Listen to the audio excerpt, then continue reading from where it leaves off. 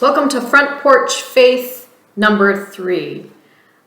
Today we met and we read chapter 3 in Life Worth Leading by Eric Burtness. And I want to share with you and review a little bit about what we've read so far in the book.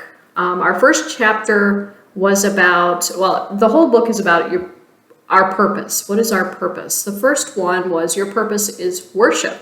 You were created to worship God. The second chapter focused on fellowship and how meeting together is not necessarily fellowship until we bring Christ into the picture and into the conversations. So chapter 3 is all about discipleship. In chapter 3, we discussed how discipleship is really a fancy word for saying a model.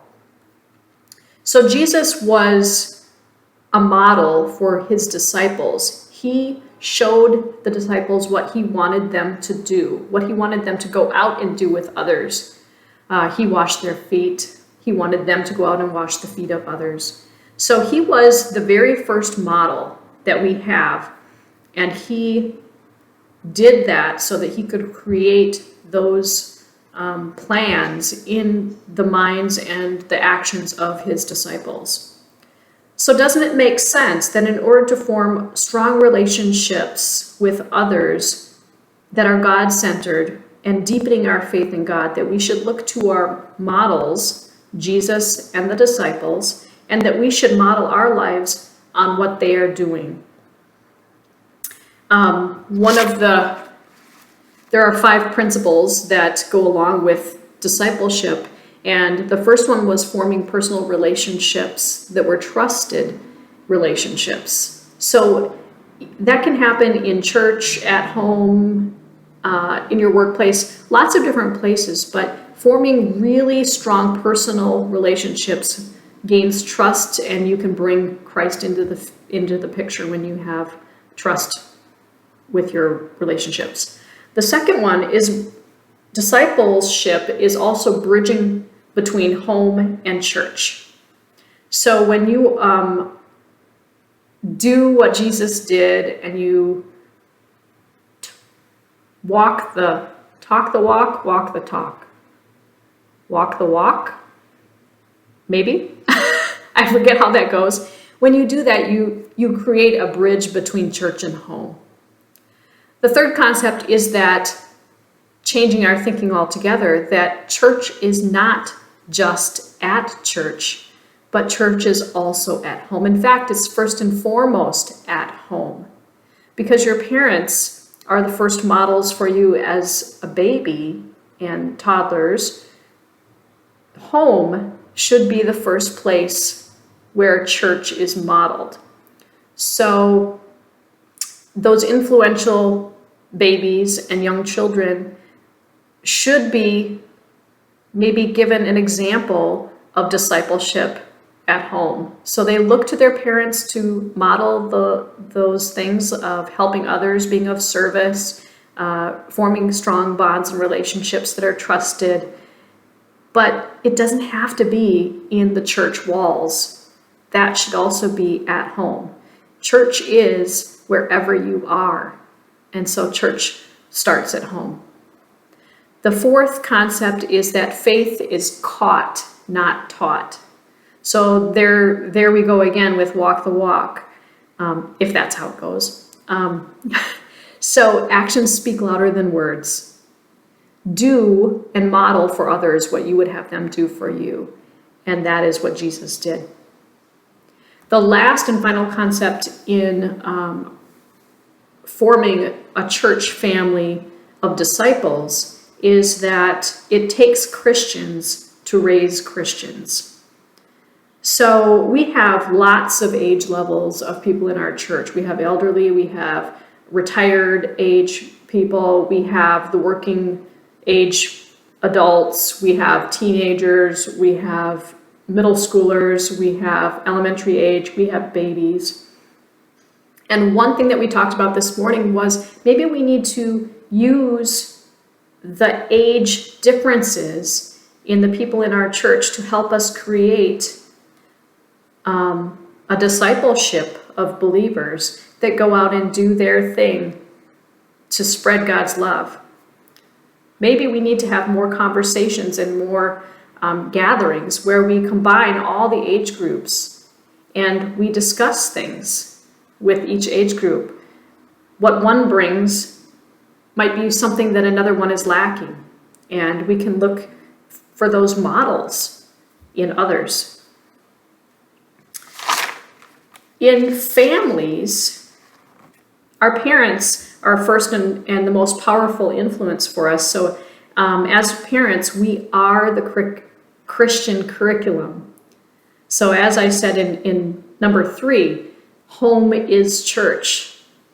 Parents, some of the things that you can do to make sure that you are raising Christian children is seeking out those moments, those teaching moments where you can take a look at something that's happened in your family life or in your neighborhood or somewhere and bring that to your kids and discuss that using caring conversations that center around faith and how can you bring faith into that sadness or happiness or a problem that you've experienced. Another thing that families can do to create disciples is devotion together. And a devotion can be something super easy. A devotion can be something like taking an object from your home, and this was given to me by someone really special. Enjoy the moments that make you smile. Maybe you take an object in your home and you just discuss how does this bring me a message about Christ?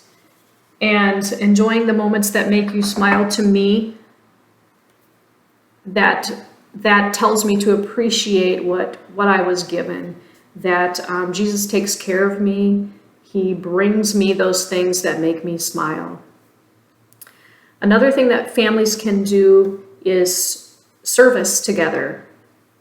Maybe not necessarily something just in your home, but you can start there, of course. We start with maybe doing dishes together or getting the meal ready together, setting the table, helping mom and dad cook. But not just there, but going out maybe to your neighbors and offering your service to them. Maybe getting their mail for them. Maybe it's raking a little bit for them in the fall or shoveling for them in the winter. Maybe just asking or calling them once a week or once every couple of weeks and saying, hey, how you doing? I've been thinking about you.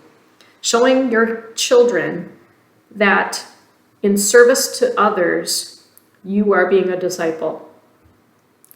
Another thing that families can do is create routines centered on your faith. Many families that were raised in the Christian faith have a routine or a ritual of praying before meal times. And that's something's awesome, and it was modeled for you from your parents and your grandparents. There are other things you can do, and as I was kind of thinking about this, I thought of this morning's Bible study where we were talking about encouraging others, and something simple like a heart placed in different places around your home could bring a routine to your family. Maybe I place this heart at the table because that's where we pray, but in this one I have them cut out of maps, and in the morning Bible study I wrote on the back, go with God. But I might stick this somewhere around my house in different places so that those who are at my house could ask me, what is this about? Maybe a friend comes and they see this on, my window, and I can say, or even my grandkids, why is this heart on your window, Nana? Oh, that's to remind me that when I look out the window, I need to thank God for the beauty of the earth, for the flowers, for the river that I love to kayak on, for the roof over my house, or those things that keep me safe. Create some different things in your house that bring conversation into your faith and into God. Christ modeled for the disciples We as church members and partners with Christ must also be models of faith for our congregations, for parents, who in turn can model and show the importance of discipleship to their children.